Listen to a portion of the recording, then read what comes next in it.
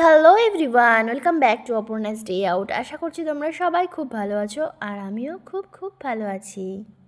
তোমাদের সবাইকে আমার নতুন একটা ভিডিওতে স্বাগত জানাই। So this is the last part of weekends birthday party blog.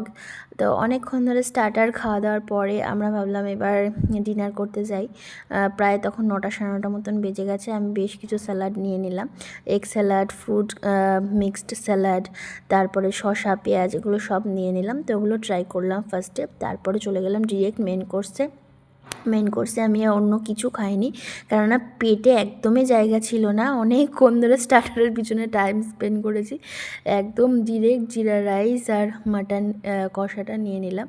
ভীষণ ভালো হয়েছিল খেতে মাটন কষাটা। তো আমি অনেক দিন পরে খেলাম, কেননা আমি মটনটা এখন অতটা খাচ্ছি না, চিকেনটাই বেশি আমি এখন প্রেফার করি। তো বাট নিমন্ত্রণ বাড়িতে এসেছি, মটন কষা রয়েছে, সেটা না খেলে তো ঠাকুর পাপ দেবে বলো, সেই জন্য খেয়ে নিলাম।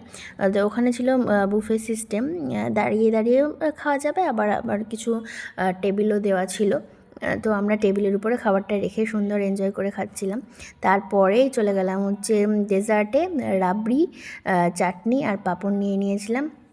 রাবড়িটা তো ভীষণ ভালো লেগেছিলো খেতে, কিন্তু আমার আরও খাওয়ার ইচ্ছে ছিল, বাট পেটে আর জায়গা ছিল না।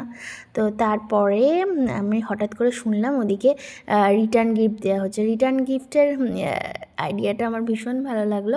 ওখানে ফটোগ্রাফার আছে, ওনার কাছ থেকে তুমি ফটো তুলতে পারবে, কিন্তু সিঙ্গেল ফটো হলে হবে না, তাহলে তো সবাই সিঙ্গেল ফটো নিতে চাইবে, ঠিক আছে। একজনের বেশি মেম্বাররা ফটো তুলতে পারবে, আর সেটা গ্রুপও হতে পারে, 2জন 3জন যাই হোক, সঙ্গে তারপরে ওরা প্রিন্ট আউট করে ফ্রেম করে দিচ্ছে।